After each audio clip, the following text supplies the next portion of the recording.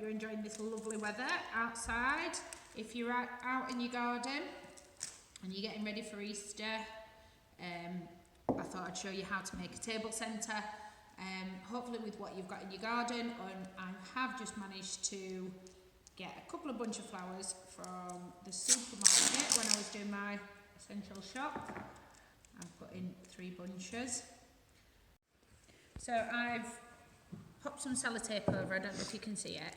The bigger jars I would go over twice, cross them over, and then all I'm going to do is I'm going to pop in some greenery. This is all I could find, some tree ivy, and I'm just sort of creating a base so that the flowers are going to stand up a little bit more. So what I've done is I've pre-prepared these. So I've made all my jars ready. So you could have these in a line like that if you wanted a long table centre, like so. I'm going to do a circular one.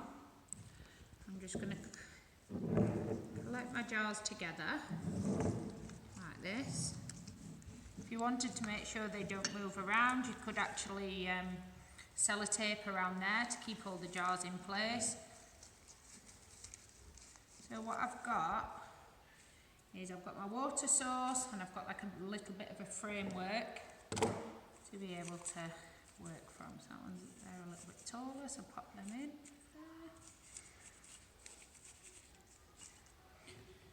And I managed to pick up, again, like I said, I've got no flowers growing outside. If you're lucky enough to have some daffs growing outside, just use them. Whatever you've got. I noticed there was some forget-me-not sort of growing wild on the field on one of our walks the other day. I've just managed to pick these up in the supermarket. I managed to get on my shop this morning, essential I may add. I got a bunch of daffs, 95p, and a bunch of spring flowers for £4. So I'd just start building it up. You're just trying to find your framework, and between the greenery and the little bit of sellotape, it just supports them so that they sort of stand upright.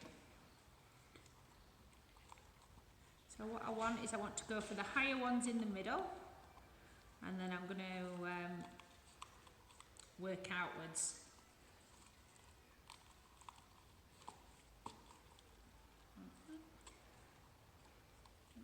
See that one? I'm going to put all my white ones in first, and then I'm going to build up with the yellows and the blue hyacinths. So I would not really got any kind of pattern to it, I'm just doing it nice and round. So I'm just going to add the hyacinths now. As you go around, the more flowers you get in there, the more you're going to be able to support each one. So it'll change shape as you're going along, so don't worry too much about those first ones going in. It's a nice tall one there, so I want to make sure that's in the middle.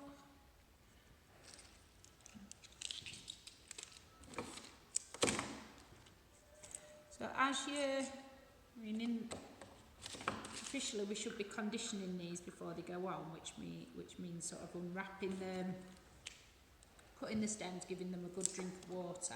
I'm just cutting these as I go along.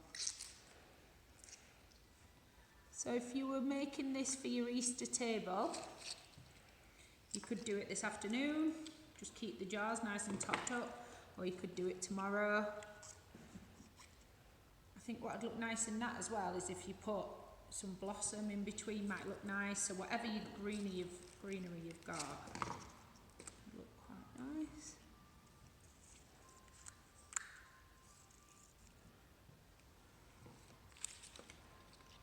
So the good thing about making use of what we've got at home is that we're going foam free, no nasty chemicals. I've been having a really good read up about that while we've been in lockdown. And I am going to make a commitment to try and get rid of foam by the end of this year. No foam. It really is nasty stuff. So I'll speed this up, I'm just going to speed this up and then I'll show you the final bit. Happy with that bit, I'd filled it in with the greenery, I've got my flowers sort of coming up at the centre, coming down, gone around, I have actually sellotaped my jars. So what we need to do now is we need to cover this bit that doesn't look great. What you could do is you could just put a load of ivy, if you've got some strings of ivy you could go around it. What I'm going to use is my wreath that I was showing you for the tutorial the other day. I've gone a bit dry and crispy now.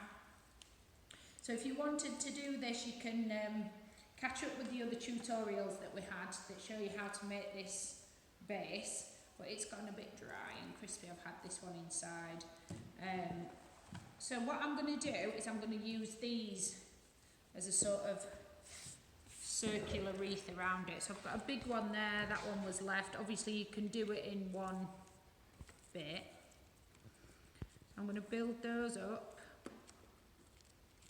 You could just do this by laying loads of twigs. If you were making your table, you know, if you were going to a lot of effort on Sunday and laying your table, you could just do this with laying the twigs around it. But just a really quick one to show anyone who's not seen that tutorial, bit of sellotape on there just to get you going. And I'm going in and out. I was in Lidl today and they did have some twine in the garden section, down the middle bit. So if you had twine you could almost wrap it like we do with the real wire at Christmas. That'd work as well. If you can't find anything flexible like this, you could use normal twigs. Like I say, ivy, anything, any kind of vine you've got growing, you could use those, and you could use the twine to bind it. So I'm going round with this, and what I'm doing is I'm just creating this framework. So I've just built that up, I've almost made a nest. It's just the old reeds that I'd made plus that new one. So I've made each one slightly smaller so it comes in like this. And what that will do, and you can add some more twigs around it, you could put some blossom, you could even put some of the ivy through it, and that should just hide those jars. So I'm going to, I've sellotaped mine together and I'm just going to lift them in there, check it works.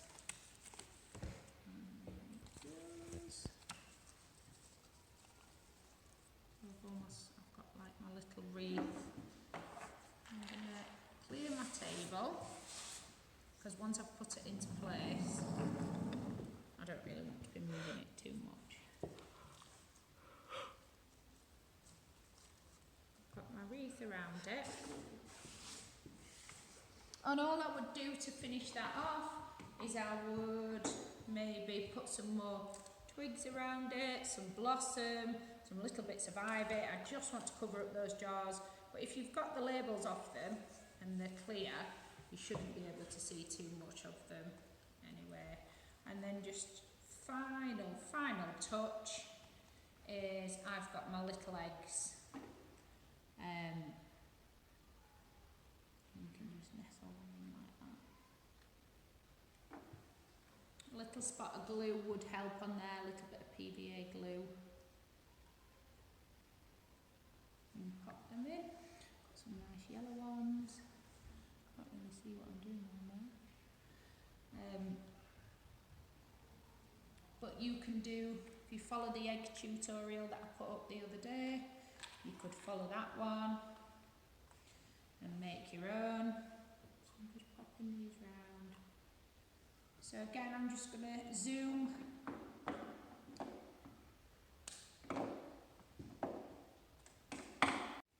So I've just speeded up that process. I don't know if you can see it. So I've gone around and I've added all my little eggs.